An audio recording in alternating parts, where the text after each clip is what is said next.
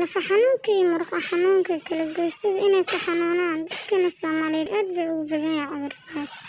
Maanta waxaan ku hayaa waxyaabo si fudud aad iskaga daaweyn kartid oo gurigaaga ka helaysid.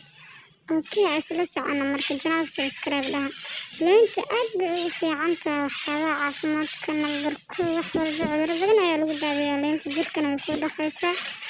Si kasta iyo waxyaabo badan ay jirka ka dhaqdaa. Isla fahanna taas liinta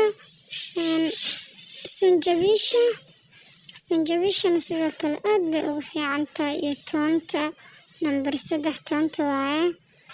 Number 4 waxa ku jira idinka arki doontaan huruudana aad bay ugu fiican tahay tufaaxa sidoo kale. Tufaaxa iyo huruudda iyo toonta iyo